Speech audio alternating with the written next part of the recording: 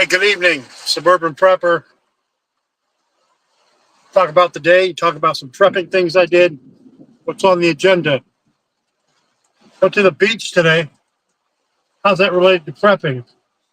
Well, I tested my solar generator, my little portable solar generator, and it functioned admirably. I had my battery thing recharged, so it was no problem. Also got to take out my platypus water purification system. I took water from Lake Michigan, okay, and filtered it, and I drank it. And it wasn't really that dirty to begin with. And it was pretty good. No upset stomach, no diarrhea. I mean, I drank about a pint. And then I have a sun cooker, okay? It's the one where you put raw food in it and it cooks it with the heat from the sun, and you open it up. I cooked some steak and some vegetables, and I added a little bit of bacon grease to the vegetables, give it some flavor with some pepper. The only thing I should have added was just a little dash of salt to give it a little bit more flavor, because it didn't have the same kind of flavor. I usually add a little bit of barbecue sauce, but that's neither here nor there. Thing is, it cooked it within an hour. The sun was blazing. And so I made a little video about that. One thing I failed to do is I don't have my CB radio in here, and I wanted to use my CB radio out at the beach to see what I could pick up. And that didn't happen today, and that's okay. And then some sad news, of course. I'm dealing with heart failure. And walking around in 95-degree weather, pushing a cart full of gear, not the smartest thing to do. And I had to go back and forth twice. And I tell you what, I was very short of breath. Last year, I couldn't even do it one time. So this year, I'm definitely doing a lot better. Just exhausted. But I did it. And I made it. So I was real happy that happened, you know. Anybody else here use a sun cooker as one of your emergency preps if you have no power? Obviously, like right now, it's raining, so there's no sun cooking to be had. But a day at the beach on Lake Michigan, it's a great time to work outside of your normal environment. And basically, it's a small little desert with water, okay? Sand gets everywhere. I forgot about that sand. Oh, it just gets in between every crevice. That's okay. It's a good experience. And I got to actually enjoy walking in the water. So cold. So this week, hopefully tomorrow, I'll go to the gun range and zero my LR300. I have everything ready. I have it packed up. I have the ammo. Just need to go to the gun range and get it zeroed, and I'll make some videos about it. Right now it's raining, so my prepper's garden is very happy because I transplanted the rest of my tomatoes yesterday, and a couple of the eggplant. And I threw some more carrot seeds down to grow. Now my wife added in that she wants me to grow some herbs. And I said, well, you know, it's too late to grow them from seed. You're going to have to buy whatever herbs you want, and we'll have a spot for them. I can accommodate that. So out of the 20 tomato plants that I grew, I think I ended up with 9 or 10 or 11 tomato plants that are now in the garden. And today's weather is going to be great. I watered yesterday. One thing that I learned, a trick that I learned, my fellow preppers, about gardening and pulling weeds is water them first. Okay, and it loosens everything up and the weeds come right out. I have this little stick that I use to grab the weeds so I don't have to bend down so much.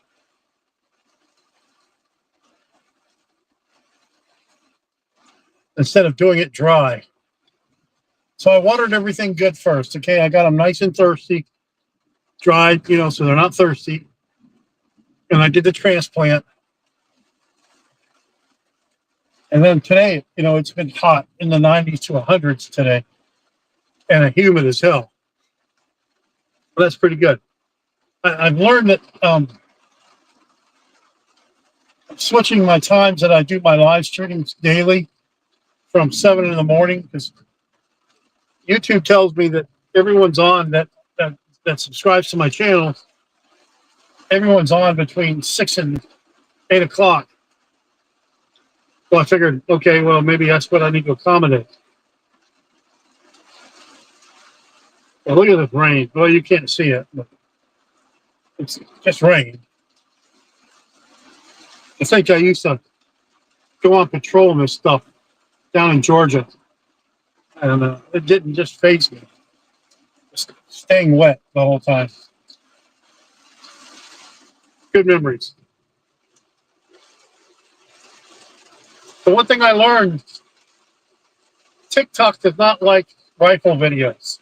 Okay? I have a TikTok channel, started adding just mundane rifle stuff. And I kept getting community standard. Well, I guess that's not going to work out for me. I guess I'll just do the standard garden videos and my political and military videos. But I'll just avoid my AR-15 gun related stuff. So my niche, if you're watching, I'm a prepper. But to me, there well, congestive heart failure, cough. There are various components of prepping that I find important. One is the general readiness, okay? The bushcraft skills. I don't do a lot of those. I guess I could make more bushcraft videos, but for what? I'm Suburban Prepper. The next video that I like to make are freeze-drying videos. I believe every prepper should save up and get a freeze dryer. It's the ultimate hack for long-term food storage.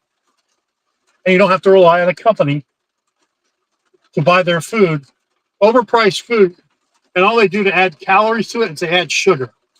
Whereas you could do that yourself. You can add whatever you want to your freeze dry. There's an art to doing it. And I've learned because I've made plenty of mistakes. But right now we're freeze drying chicken gizzards for dogs. Cook them. The wife cooks them and then freeze dries them. I say we. She does that one. Okay. I freeze dry vegetables and fruits, but to me, it has to be cooked. Then after freeze drying, of course, gardening. I call my garden the prepper's garden. Every prepper should strive, even if you fail, because I did the first couple of years when I started gardening. I overplanted stuff. And I didn't really research what I could put together. And now I know what I can put together and what works good in my my prepper's garden. Other component of my prepper journey is composting. It's important if you have the means, or just a regular trash can, and put some holes on the bottom of it to compost anything that you can compost, greens and browns of various degrees. Do your own research. Don't compost meats. Last year, I even composted the ashes from my smoker, and I put them in one of my raised beds. Of course, it's a little bit deeper, and it hasn't affected plant growth at all. From what I'm learning, it's ashes lowers the pH level, makes it more alkaline. And a lot of my, like tomatoes, they like it acidic. Okay, well, not that big of a deal. Like with today's rain, everything's mush in my composter because it's open. I have cardboard in there. All the weeds that I get, I compost them. Because understand, I don't compost and I don't reseed or put these things back in the soil. I let that compost sit for a year. I let it sit for 2 years before I add it to the soil. Yeah, the gardening is a big thing. The prepper lifestyle, like I built my where I put together my greenhouse to see how it stands up in the inclement weather here in Northwest Indiana. I guess everywhere gets inclement weather. And it's standing up. And now I know what I can do with it. And I have some plans to, in the fall, for some long-term, to extend my growing season. Let's just say that. I'm going to have to move some raised beds around to accommodate it. It'll work out. I have 2 of those greenhouses, and they're green, and it gets hot as hell in there. So growing fruits and vegetables that need some heat won't be a problem. That's the other component of my prepping. My other component is a big one, of course. I do medical prepping because I'm a medical provider. I was a medic in the Army. I still work as a medical provider now. I studied natural medicine, so I like to do medical videos on natural medicines that you as preppers can take for various conditions. Now, this should just be a stepping stone for you. Watch my video, do your own research, and see what works for you. But at least I'm presenting the knowledge to you, my audience. And I do get a little political from time to time, mostly as it relates to prepping and military. Because I was started out as a medic. I did 20 years, both active and National Guard as a medic with multiple combat tours. So, to me, if someone that wears a uniform is in harm's way, that applies to me, so I like to talk about it.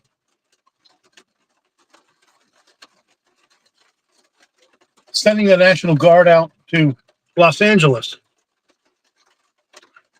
That's a uniform, part of the military. Did you know that the National Guard was created in 16 something, and the United States, way older than the U.S. Army? It's like the U.S. Army's 250th birthday, and that's great. The National Guard is now under the U.S. Army, the Army National Guard, but the National Guard has existed a couple hundred years before the Continental Army, the United States Army, was created. And for those that are never been in the military, you basically, you do the same schools in the National Guard that you do in active duty. Same training requirements. I think the enlistment waivers are different. They're more lax as far as what they'll allow to enlist in the military, in the National Guard versus active duty. But the training's all the same. It's not a different school. There isn't a National Guard basic training. It's all just the same basic training, as it were. When you learn your MOS skill or your advanced MOS training, you do the same one that your active duty comrades do. I did enough. I did 20 years. I had no desire to do any more. I'm so glad it rained today, because now I don't have to water my plants. And the thing is with tomatoes, okay? Now that was a good deep watering, okay? You don't want to do a shallow watering of your tomatoes because they don't have that urge to grab water. You want them roots to get deep. And I have 2 feet of soil for my roots to, on my raised beds. There's 2 feet of dirt at least, maybe even more. And then underneath, and the roots in there. And what I do is, after I'm done with growing that tomato for that year, I leave the roots of the tomato there for the next time. I don't rip them all out. I break it down just superficially, and it seems to grow better that way. It'll give some soil. It gives the soil some compaction. Yeah. I mean, that's how I do it. I like to, here's a trick that I like to do. Now we're going back to gardening, okay? Yeah, I'm sunburned as hell. But with gardening, instead of putting stuff down for weeds, mulch, why not put edible mulch? Use carrots as a mulch. As the carrots grow, that blocks out weeds, and you get carrots instead of mulch. With mulch, these little pieces of wood, yeah, it helps retain moisture and all that, but so does carrots, okay? And it's natural. Does anybody use carrots as a form of mulch, or is it just me? Now, there's something you don't want to mix with carrots when you're growing. Like anything that grows underneath, like sweet potatoes, I really don't want carrots to grow the same spot. Now what I'm doing this year is I do have some perimeter carrots going around the perimeter. And there are a couple spots where there's on the raised bed where there's emptiness. So I try not to put too many things that grow on the ground together. Something that grows up in the air, that's great. Not in the ground. Honestly, with my potatoes, I don't mix them with anything. You can say you space them out as much as you want, but within the confines of having a raised bed, the potatoes get pretty dense, and it blocks out any other chance of any other plant from growing. So, of course, the potatoes were the first thing I planted. These are purple potatoes. We're going to see how they taste. So, yeah. So I also like to do tech, okay? Obviously. I do night vision. I do thermal. I do gear, prepper gear. Every month I buy something new and test it out, see if it's worth it or not. I mean, I've gotten some batteries that are, because I have solar panels on the top of my house with a battery backup. If the power goes out, I'm set for a while. I know every year we talk about the power going out, the grid. It won't apply to me, I hope. But as a backup, I want to build, I have all the parts ready. I still want to build my 2,000 watt solar inverter and bring it upstairs into the garage instead of staying in the basement. I figured, you know, these 12-volt batteries, there's other batteries in the garage and they're doing just fine.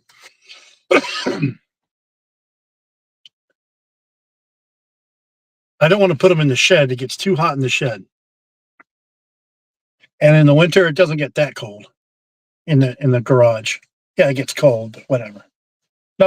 Nothing. It doesn't get below freezing because we keep water in there. So that's what I did today. Just to sum it up, I went to the beach. I got good times. I cooked up a T-bone, cut it up into pieces. Me and the daughter, we ate it. It's like broiling it, okay? I mean, it's not the coolest way to eat a steak, but it's still edible. And, you know, broiling the vegetables, it cooks in its own water, basically. It heats up everything. And I did that. I have two of these sun cookers that I like to make videos with and use and practice. If shit hit the fan and we had no gas or something, yeah, we still have electric, but it's good to have a backup, to have like a smoker, to have a sun cooker, to have wood for the smoker. Then you got to have food. So that's why I do the garden. The one thing I wish I could do that I can't is I can't raise chickens for eggs, because that's the eggs themselves are a great source of calcium for the garden. Mixing it with a little bit of vinegar or something else acidic to help break it down, and then put it in your garden, or just put it in your garden, whatever, crush it up. I put it in my compost. The eggshells and the cardboard that holds the eggs, I put those in the compost. Anything that gets rotten or we don't eat in time.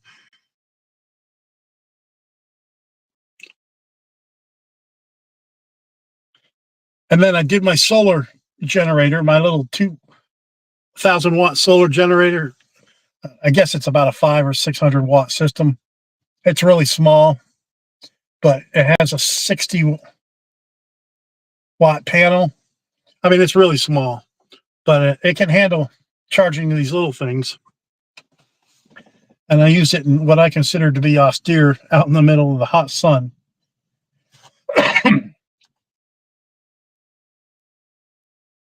And then, of course, the water. I took out my platypus system, and I drank some Lake Michigan water that I filtered myself. I mean, right off the shore of Lake Michigan. I wasn't sure if the cops were going to stop us or something, because, you know, maybe there's a rule against drinking the water directly or something. I don't know. But no ill effects. If something hits me, it hits me right away. Of course, the filter is in good condition. I should make a link on the page about these different products that I'm talking about, affiliate links. But yeah, I like the platypus system. You have one clean, you have the dirty water up here, and you have the clean water down here, and the filter, and it goes through. And you have the clean water. And what I did is I got enough water. I put it in our little cooler to freeze, to get cold. I mean, real cold, because it tastes better than the water that we have to drink here. Quite honestly, it tasted like Lake Michigan water. And we went to a little restaurant, and I just had water to drink, and it tasted just like that. It was delicious. All right, well, I think I'm going to do these videos in the evenings now, and not in the mornings anymore. YouTube tells me that there's more people online between 6 and 8. So that's when I'll do my live streams, okay? Everyone have a good day. Oh, yeah, tomorrow, good Lord willing, I'll be going to the gun range. Take my 300 Win Mag and boom, boom, boom. But you can't do live streams with guns, okay? You're not allowed to. That's a big no-no. So I'll just make some videos, hopefully. All right, Suburban Prepper out. God bless everyone.